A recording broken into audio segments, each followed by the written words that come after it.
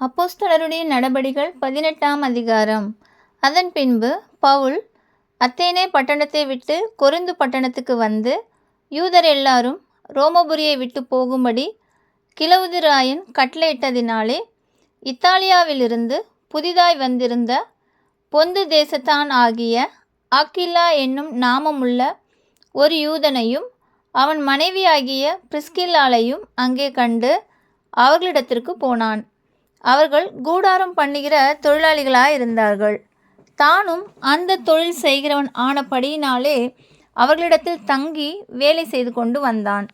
ஓய்வு நாள்தோறும் அவன் ஜெப ஆலயத்திலே சம்பாஷணை பண்ணி யூதருக்கும் கிரேக்கருக்கும் புத்தி சொன்னான். மக்கெதோனியாவிலிருந்து சீலாவும் தீமோத்தேயுவும் வந்தபோது பவுல் ஆவியில் வைராக்கியம் கொண்டு இயேசுவே கிறிஸ்து என்று யூதருக்கு திருஷ்டாந்தரப்படுத்தினான். அவர்கள் எதிர்த்து நின்று தூஷித்தபோது அவன் தன் வஸ்திரங்களை உதறி, உங்கள் இரத்தப்பழி உங்கள் தலையின் மேல் இருக்கும், நான் சுத்தமாயிருக்கிறேன், இது முதல் புறஜாதியாரிடத்திற்கு போகிறேன் என்று அவர்களுடனே சொல்லி, அவ்விடத்தை விட்டு தேவனை வணங்குகிறவனாகிய யுஸ்து என்னும் பேருள்ள ஒருவனுடைய வீட்டிற்கு வந்தான். அவன் வீடு ஜெப ஆலயத்திற்கு அடுத்ததாயிருந்தது. ஜெப ஆலயத் தலைவனாகிய கிறிஸ்பு என்பவன் தன் வீட்டார் அனைவரோடும் கர்த்தரிடத்தில் விசுவாசம் உள்ளவனானான். கொரிந்தியரில் அநேகரும் சுவிசேஷத்தை கேட்டு விசுவாசித்து ஞானஸ்நானம் பெற்றார்கள். ராத்திரியிலே கர்த்தர் பவுலுக்கு தரிசனமாகி, நீ பயப்படாமல் பேசு, மௌனமாயிராதே, நான் உன்னுடனே கூட இருக்கிறேன், உனக்கு தீங்கு செய்யும்படி ஒருவனும் உன்மேல் கை போடுவதில்லை, இந்த பட்டணத்தில் எனக்கு அநேக ஜனங்கள் உண்டு என்றார். அவன் 1 வருஷமும் 6 மாதமும் அங்கே தங்கி தேவ வசனத்தை அவர்களுக்குள்ளே உபதேசம் பண்ணி கொண்டு வந்தான். கல்லியோன் என்பவன் ஆகாயா நாட்டிற்கு அதிபதியான போது யூதர்கள் ஒருமனப்பட்டு பவுலுக்கு விரோதமாய் எழும்பி அவனை நியாயாசனத்துக்கு முன்பாக கொண்டு போய், இவன் வேத பிரமாணத்துக்கு விகற்பமாய் தேவனை சேவிக்கும்படி மனுஷருக்கு போதிக்கிறான் என்றார்கள்.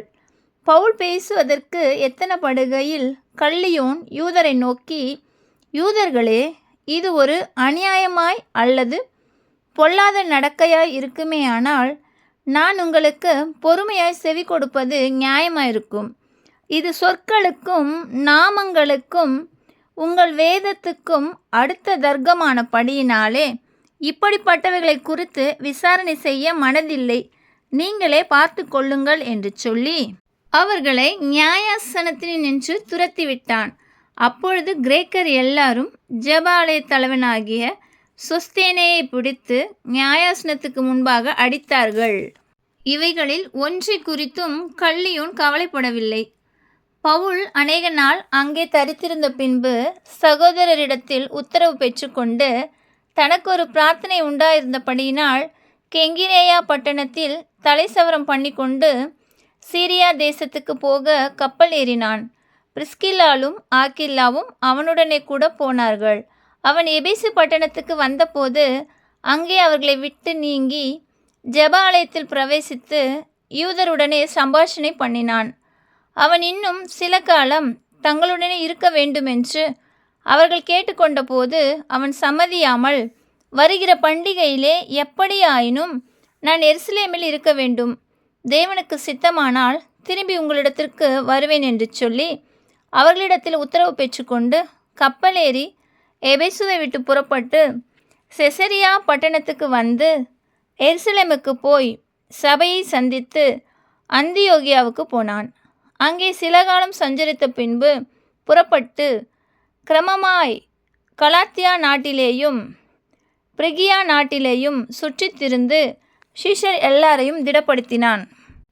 அப்பொழுது அலெக்சந்திரா பட்டணத்தில் பிறந்தவனும் சாதுரியவானும் வேதாகமங்களில் வல்லவனுமான அப்பல்லோ என்னும் பெயர் கொண்ட ஒரு யூதன் எபேசு பட்டணத்துக்கு வந்தான்.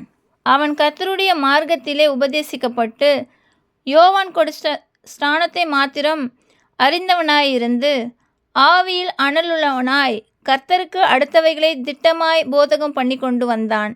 அவன் ஜெப ஆலயத்தில் தைரியமாய் பேசத் தொடங்கின போது ஆக்கில்லாவும் பிரிஸ்கில்லாவும் அவன் பேசுகிறதை கேட்டு அவனை சேர்த்து கொண்டு தேவனுடைய மார்க்கத்தை அதிக திட்டமாய் அவனுக்கு விவரித்து காண்பித்தார்கள். பின்பு அவன் அகாயா நாட்டிற்கு போக வேண்டுமென்றிருக்கையில் சீஷர்கள் அவனை ஏற்றுக்கொள்ளும்படி சகோதரர் அவர்களுக்கு எழுதினார்கள். அவன் அங்கே வந்த பின்பு வெளியரங்கமாக யூதர்களுடனே பலமாய் தர்க்கம் பண்ணி இயேசுவே கிறிஸ்து என்று வேத வாக்கியங்களை கொண்டு திருஷ்டாந்தப்படுத்தினபடியால் கிருபையினாலே விசுவாசிகள் ஆனவர்களுக்கு மிகவும் உதவியாயிருந்தான். ஆமென்.